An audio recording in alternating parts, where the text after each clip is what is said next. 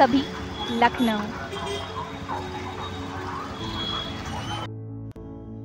गोमती किनारे खड़ा ये शहर नए रंगों से भरी है इसकी हर पहर। दिलचस्प किस्से और कहानियों से जुड़ा है जिसका हर एक रास्ता। जायके और अदब से भरी है इसकी हर दास्तां। हम और आप कहने वाले हैं यहाँ का हर एक घर, यूं ही नहीं कहते इसे नवाबे शहर। आओ कभी लखनऊ, यहाँ की शुरुआत होती है बड़ी खास। शर्मा की गरम चाय हो या कैसरबाग की ठंडी लस्सी की मिठास, वाजपेयी की तीखी कचौरियों के साथ साथ रामासरे की मीठी मिलाई गिल्लौरी का एहसास।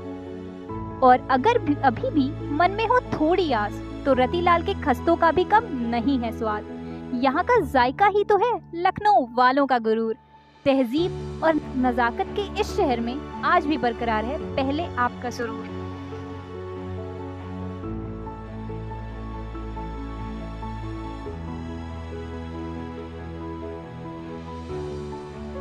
सुबह के नाश्ते के बाद जब घूमने का मन किया तो जनाब ने बड़े इमामबाड़े की तरफ अपने रिक्शे का रुख किया। संगमरमर व लाल पत्थर से बनी यह आलीशान इमारत दिखाती है नवाबों की दरियादिली व नियामत। मानते हैं इसे अवधी संरचना की अनोखी शान। भव्य रचना व भ्रमिक रास्ते ही तो है इसकी पहचान। अंदर कदम रखते ही जहाँ रुक सा जाता है समय का पहिया।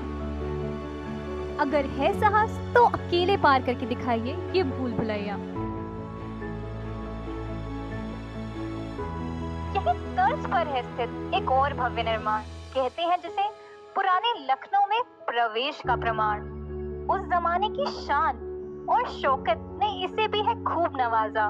60 फीट ऊंची इस इमारत को कहते हैं रूमी दरवाजा। 2 कदम की दूरी पे ही है एक और आकर्षण उधर, 221 फीट ऊंचाई वाला देश का सबसे बड़ा घंटाघर। इसी के पश्चिम में है स्थित एक और दिलनशी स्मारक। अवधी रियासत के चौथे नवाब थे जिसके निर्धारक अपनी बनावट व चकाचौंध के लिए प्रचलित इस स्थल को कहते हैं छोटा इमामबाड़ा या प्रकाश महल।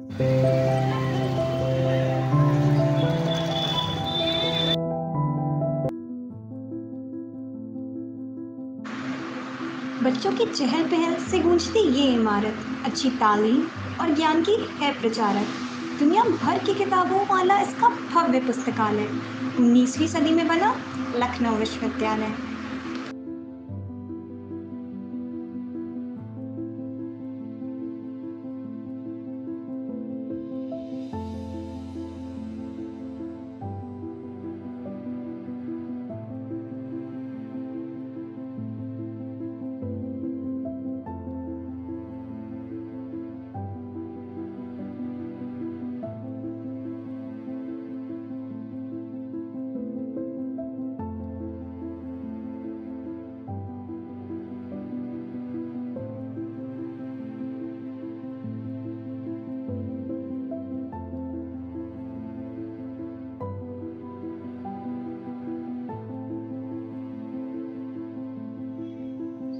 शहर का ये इलाका है कई इमारतों का समूह, जिसे देखकर आज भी याद आता है 1857 का विद्रोह। यहाँ की हर दीवार याद दिलाती है सेना की वीरता। टूटी दीवारें व शांत रास्ते ही तो हैं इसकी सुंदरता। एक समय पे यहाँ भी गूंजती थी वीरों की आवाजें और हंसी। आज सुनसान सी पड़ी रहती है ये रेजिडेंसी।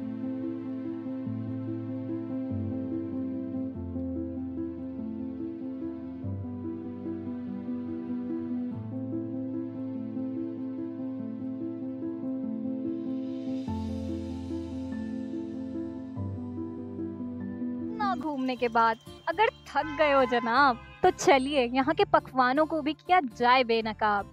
टुंडे कबाबी के बेहतरीन गलौटी कबाब मुंह में घुल से जाते हैं जैसे कोई लजीज ख्वाब। श्री के छोले भटूरे का भी है स्वाद लाजवाब। और इदरीस की बिरयानी तो है ही नायाब। मीठे की बात करें तो चाशनी में डूबा हुआ शाही टुकड़ा भी है कमाल, या फिर हो सूखे मेवे से भरा हुआ शाही शीरमार।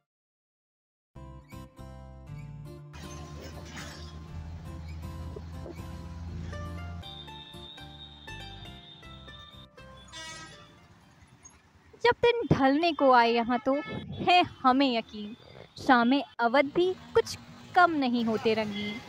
चौक की चहल पहल हो या रिवर फ्रंट की शांति और सुकून, हजरतगंज की रौनक हो या अंबेडकर पार्क में झलकते इश्क का जुनून, हो रॉयल कैफे की स्वादिष्ट बास्केट चाट या गोमती नगर की शान और शौकत की और ठाट, तरोताज़ा कर देगी लाल चाय की बस एक चुस्की, एक बार जरूर चख लेना प्रकाश की मशहूर कुल्फी।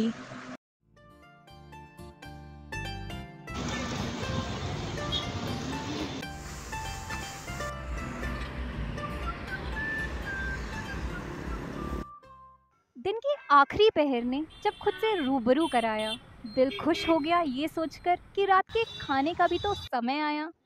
दस्तरख्वान की तरफ जब गाड़ी का पहिया घुमाया तो चटोरी गली का स्वाद भी तो मन में जगमगाया। काली गाजर के हलवे की मिठास से मन भी खिलखिलाया। मलाई मक्खन को खाकर भी तो बड़ा मजा आया। खाने के साथ साथ इस एक बात का जरूर रखना ध्यान, यहाँ का जायका अधूरा है बगैर लखनवी पान।